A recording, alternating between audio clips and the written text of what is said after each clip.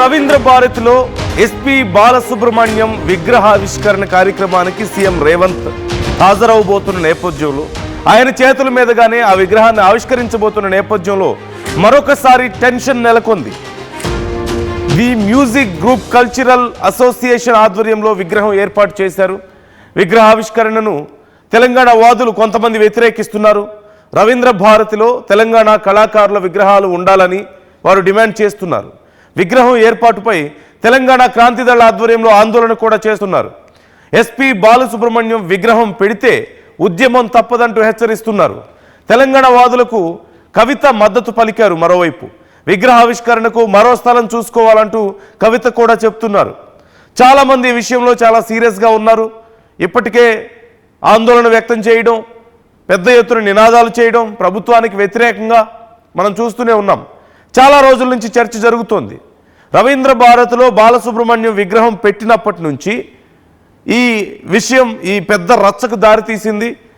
తెలంగాణ కళాకారులు ఎంతోమంది ఉండగా, తెలంగాణ గాయకులు గద్దర్ లాంటి వాళ్ళు ఉండగా వాళ్ళ విగ్రహాలు పెట్టకుండా తెలంగాణ గీతాన్ని పాడడానికి కూడా ఇష్టపడని ఒక కళాకారుడి ఒక సింగర్ స్టాచ్యూని అక్కడ ఎందుకు పెట్టాలి అనే ప్రశ్న ఇక్కడ వస్తుంది ప్రధానంగా.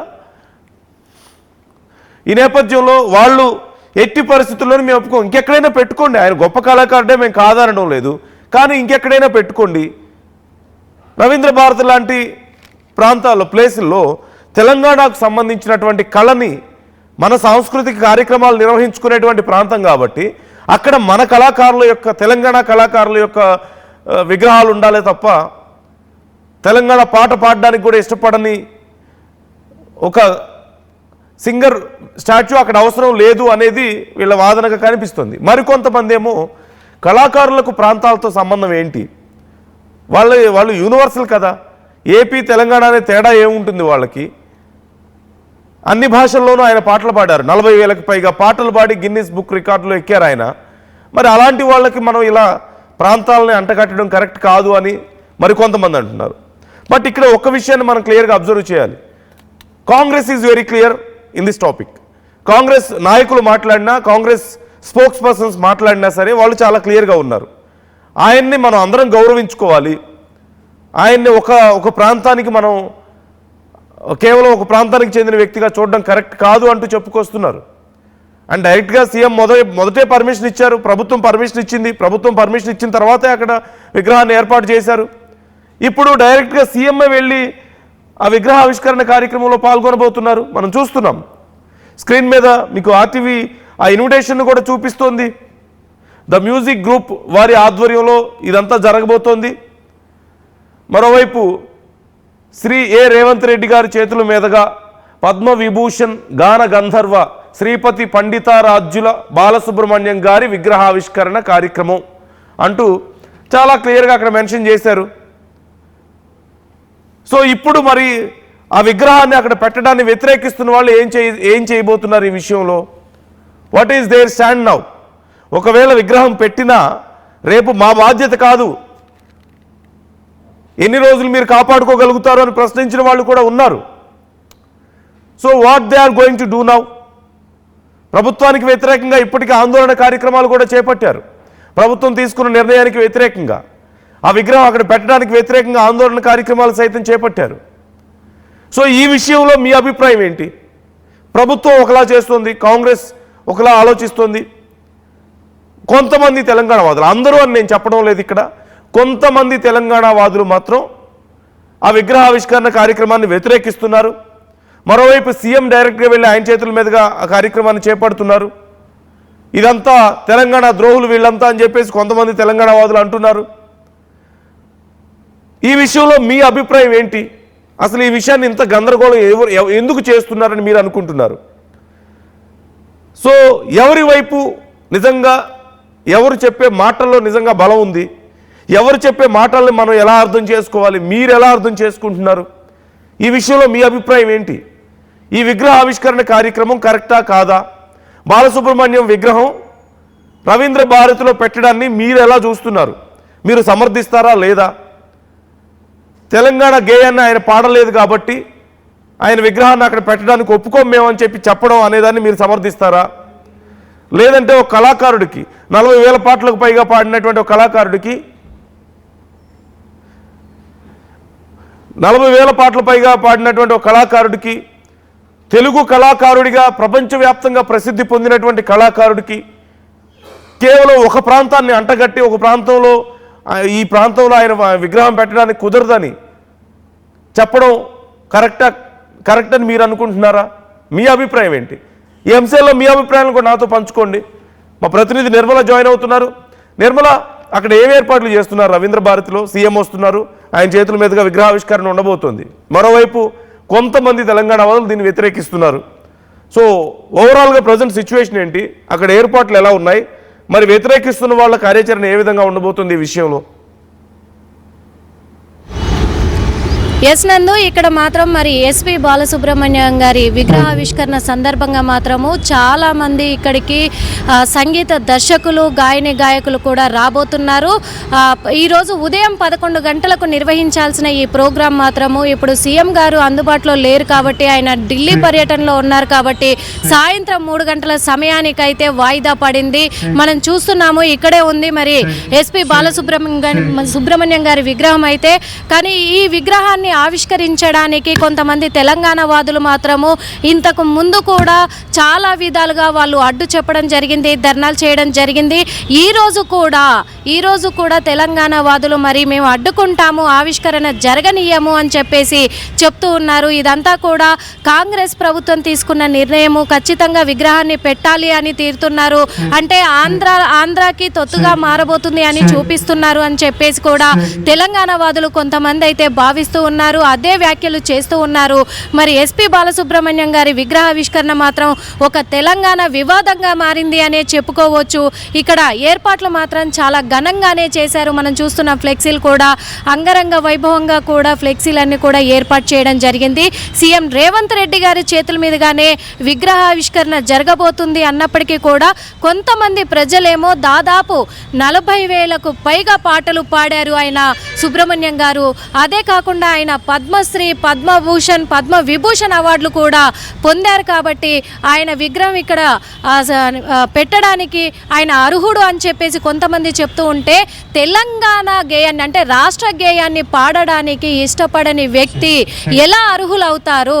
తెలంగాణ గాయకులు ఎవరైతే ఉన్నారో, కళాకారులు ఎవరైతే ఉన్నారో వాళ్ళై పెట్టండి రవీంద్ర భారతిలో. రవీంద్ర భారతి తెలంగాణకు అంకితం కాబట్టి ఇక్కడ తెలంగాణ కళాకారులే పెట్టాలని చెప్పేసి తెలంగాణ వాదులు ఒకవైపు ఉద్యమం చేస్తున్నారని కూడా చెప్పుకోవచ్చు.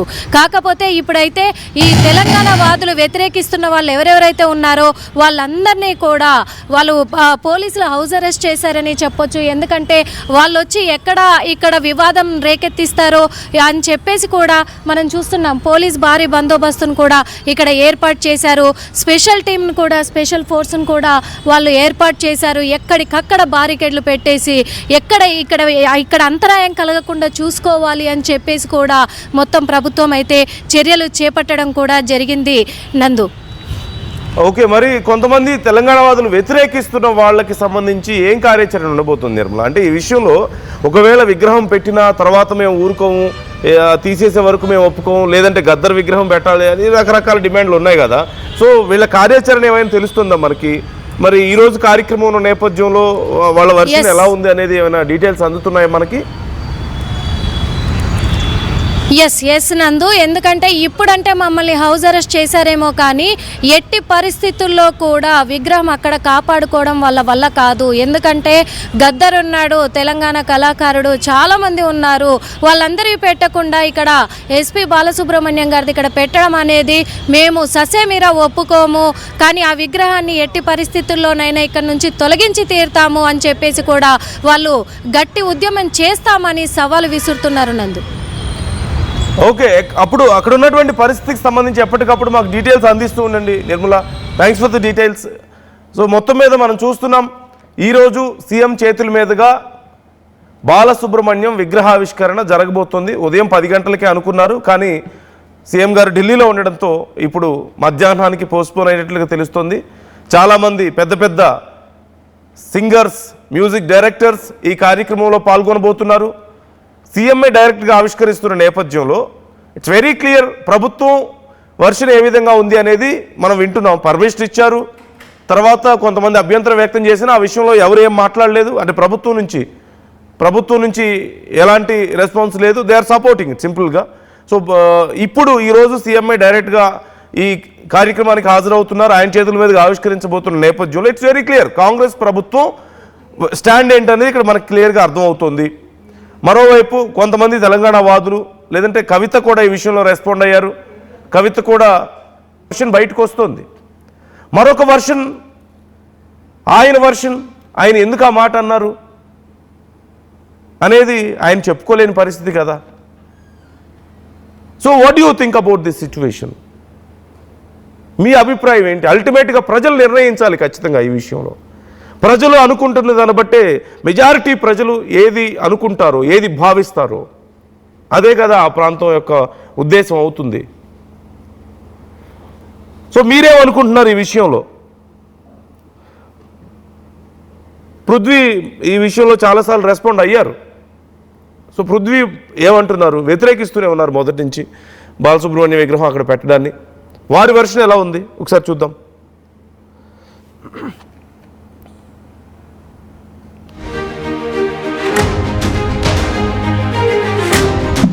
ఆయన ఈ ప్రాంత ముఖ్యమంత్రి గారు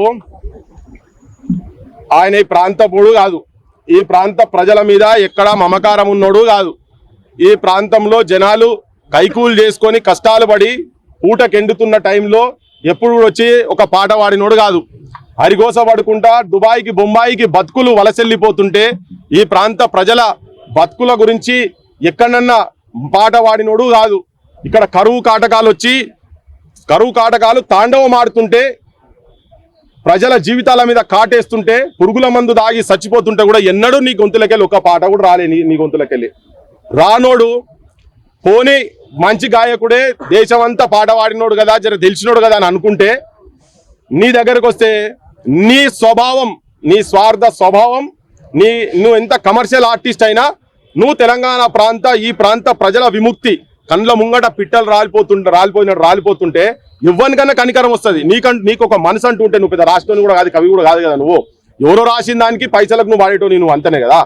ఇక్కడ కానీ వాళ్ళు సర్వం అనుకొని ఈ జనం గురించి పాటలు రాసి పాటలు పాడినటువంటి వాళ్ళది పక్కకు పెట్టి ఈ ముఖ్యమంత్రికి మరినే ఇంకా చంద్రబాబు నాయుడు దగ్గర చెంచాగిరి చేసుకునే ముఖ్యమంత్రి లెక్కనే కనబడుతున్నాడు. వెనకట బూట్లు మోసినావు, ఇప్పుడు కూడా బూట్లు మోస్తున్నావు అనిపిస్తుంది. ఎందుకంటే ఇంతమంది ఇప్పుడు గత 10 రోజుల నుంచి తెలంగాణ మొత్తం కోడైకూస్తున్నది. తెలంగాణలో ఉన్నటువంటి జర్నలిస్టులు కావచ్చు, తెలంగాణలో ఉన్నటువంటి మేధావులు కావచ్చు, తెలంగాణలో ఉన్నటువంటి కవులు కళాకారులు అందరూ మూకుమ్మడిగా, ఇంక్లూడింగ్ నువ్వు సాంస్కృతిక సారథి సలహాదారులు కూడా చాలా మంది మాట్లాడుతున్నారు. కానీ వాళ్ళ చైర్మన్ మాత్రం మాట్లాడతలేడు. ఎవరైనా చైర్మన్ పేరేదో ఉండే కానీ కోదండరాం ఆయన కాదు, ఈ చైర్మన్ పేరు నరసింహారెడ్డి. కోదండరాం రెడ్డి గారు మీకు ఎమ్మెల్సీ వచ్చిందే త్యాగాల పునాదుల మీద. కానీ ఇలా మీరు బయటకు వచ్చి మాట్లాడాలి, అవసరమైతే మీరు రిజైన్ చేయాలి. ఈ విగ్రహం మాత్రం రేపు ఇక్కడ కనుక ఆవిష్కరణ జరిగితే మొట్టమొదలు చేయాల్సింది కోదండరాం గారు రాజీనామా చేసి మీరు ఇక్కడికి వచ్చి కూర్చోవాలి. నేను సాంస్కృతిక సలహా మండలి అందరికి కూడా విజ్ఞప్తి చేస్తున్నా. కొంతమంది బహిరంగంగా అపోజ్ చేస్తున్నారు. నిన్న ఒగ్గు రవితో ఛానల్లో టెలిఫోన్ లో మాట్లాడితే కూడా అపోజ్ చేసింది. సో ఇంతమంది అపోజ్ చేస్తున్నటువంటి వాళ్ళ సంఖ్య ఎక్కువ ఉన్న తర్వాత కూడా దుస్సాహసం చేసి నువ్వు ఇక్కడ విగ్రహం పెట్టి రాత్రి పాపం మా పోలీసులకు కూడా మంట పెట్టుకొని కూర్చున్నారు. ఇక ఇడో పికెట్ పెట్టాల్సిందే నువ్వు. ఎందుకంటే ఇప్పుడు వాళ్ళు మా పెద్ద మనుషులు వాళ్ళు ఆల్రెడీ చెప్తున్నారు, శపథాలు తీసుకుంటున్నారు. 50 కేసులు ఉన్నాయి, 40 కేసులు ఉన్నాయి, కేసులు ఇంకో కేసు నువ్వు పెట్టినా మేము ఎన్నడో కుల్లగొడతామని. అందరు మా తీరుగానైతే ఉండరు కదా, గాంధీవాదులు ఉండరు. పుసుకున్నాడా బాంబగిమో పెట్టుకొని వచ్చి పేల్చినా ఎవడేం చేయలేడు కదా. ఇప్పుడు ఫ్రీగా దొరుకుతున్నాయట, వాళ్ళ అన్నలు ఆడ డంపులు పెట్టి ఆడ పెట్టినట్ట. మరి ఎవరు ఏం చేస్తారో మాకైతే తిరగలే. కానీ పెద్ద మనిషే చెప్తున్నాడు కదా 50 దాటానే. మేమేం చెప్తున్నాడు, ఆ పెద్ద మనిషికి అగౌరవపరచకండి. మా పాశం యాదగిరి సార్ అయితే డైరెక్ట్ చెప్పి చెప్పులు మెడకేస్తా అన్నాడు. నువ్వు తెలంగాణ వాదులు ఒక పెద్ద మనిషి ఆయన గౌరవించినావు కదా, ఆయనే చెప్తున్నాడు చెప్పులు మెడకేస్తా అని. మేమైతే నిరసన చెప్తున్నాం, కానీ ఒక్కొక్కరి నిరసన ఎట్టుంటుందో మాకైతే తిరగలేదు. ముఖ్యమంత్రికి కాంగ్రెస్ ప్రభుత్వానికి నువ్వు మెస్సీలను గిస్సీలను తీసుకొచ్చి ఇక్కడ ఎంత ఊరేగినా, నువ్వు అంతర్జాతీయ స్థాయిలో మహిళలను తీసుకొచ్చి ఆఖరికి మీ వాళ్ళు ఇద్దరు పోయి హోటళ్లలో ఏం పని చేసిరో తెలుసు. ఆ పిల్ల పోయి పాపం లండన్ లో పోయి స్టేట్మెంట్ ఇచ్చిన సంగతి కూడా జనానికి అందరికి తెలుసు. ఈ అపవాదులు ఉన్నాయి. ఇక ఇటువంటి ఏదైనా జరిగితే మాత్రం తెలంగాణ నిన్ను మర్చిపోదు. తెలంగాణ నిద్రపోదు. మార్క్ మై వర్డ్స్, గుర్తుపెట్టుకో, రేపటి డేట్ గుర్తుపెట్టుకో. ఇది మీరు చాలా గొప్పగా హెడ్ లైన్స్ వస్తాయి కావచ్చు ఎల్లుండి, కానీ అది నీ డెత్ లైన్ గా స్టార్ట్ కాబోతున్నది అని చెప్పి నేను ముఖ్యమంత్రికి, కాంగ్రెస్ పాలకులకు, తెలంగాణ వ్యతిరేకమైనటువంటి ఆలోచనలు చేస్తున్నటువంటి కంటిన్యూస్ గా చేస్తున్నటువంటి వాళ్లకు అందరికి విజ్ఞప్తి చేస్తున్నా. ఇగో దీంట్లో ఉన్నటువంటి ఈ ఇన్విటేషన్ లో ఉన్నటువంటి పెద్దోళ్ళు కూడా అంతా విగ్రహావిష్కరణకు వస్తున్నాడు కదా. రేవంత్ రెడ్డి గారు, వెంకయ్య నాయుడు, బట్టి విక్రమార్క, జూపల్లి కృష్ణారావు, కోమటిరెడ్డి వెంకటరెడ్డి, వేం నరేందర్ రెడ్డి, అనిల్ కుమార్ యాదవ్, బండారు దత్తాత్రేయ, కిషన్ రెడ్డి, పొన్నం ప్రభాకర్, ఉత్తమ్ కుమార్ రెడ్డి, శ్రీధర్ బాబు, విజయలక్ష్మి, మల్లు రవి, దానం నాగేందర్, ఇక చాలా మంది ఉన్నారు ఇంట్లో. వీళ్ళందరికీ నేను విజ్ఞప్తి చేస్తున్నా, మీరు చరిత్రహీనులుగా ఉండబోతున్నారా లేకపోతే చరిత్ర సృష్టిరా చూడండి. ఇగో ఇన్విటేషన్ ఉన్నది కదా, ఈ ఇన్విటేషన్ మా గుండెల మీద వచ్చి మీరు కాలు పెట్టి, మా గొంతుల మీద కాళ్ళు పెట్టి మీరు పోలీసు ప్రహారతో మీరు పెట్టాలనే ప్రయత్నం చేస్తున్నారు కదా. మేము మా తెలంగాణ ప్రజలుగా తీవ్రంగా వ్యతిరేకిస్తూ దీన్ని చింపి వాడేస్తున్నాను నేను. ఇన్విటేషన్ ఏం జరగబోతుందో రేపు ప్రజలు కూడా రాజకీయంగా ఇండ్లున్న అన్ని రాజకీయ పార్టీలను ఇట్లనే ప్రజలను ఓట్ల రూపంగా చించి పడేస్తారని చెప్పి చెప్పదలుచుకున్నాను నేను. ఇదిగో ఇది కాగితంతో అవుతున్నది, రేపు ఇంకా దేంతో అవుతుందో తెలియదు. చలో.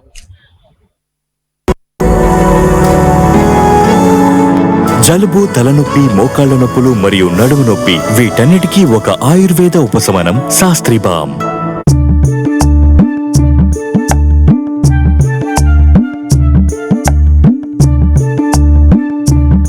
నైపుణ్యం ఎవరి సొత్తు?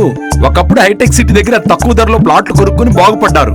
తర్వాత ఓఆర్ఆర్ దగ్గర, ఇప్పుడు అవకాశం త్రిబుల్ ఆర్ దగ్గర వచ్చింది. ఇప్పుడు షాద్ నగర్ వైపు ఉన్న స్వర్గసీమ వెంచర్ లో ప్లాట్ల పండగ వచ్చింది. నూతన వెంచర్ అమేయ రూపంలో అప్రూవ్డ్ ప్లాట్లు, రిసార్ట్ ఫెసిలిటీ, రీజనబుల్ ప్రైస్. ఒక్కసారి ఫ్యామిలీతో విజిట్ చేసి మంచి నిర్ణయం తీసుకోండి. స్వర్గసీమ వారి నూతన వెంచర్ అమేయ.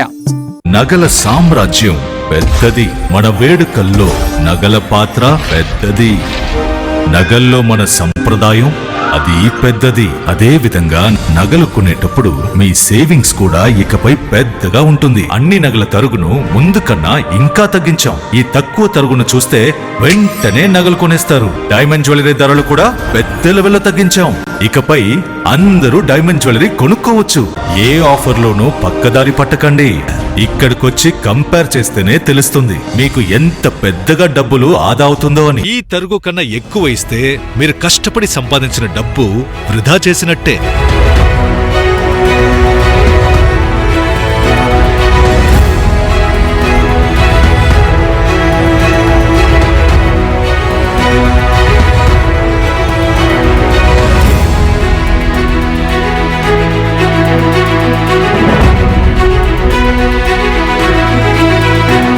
లలితాలో నగలు కొనండి, ఎక్కువ డబ్బులు ఆదా చేయండి.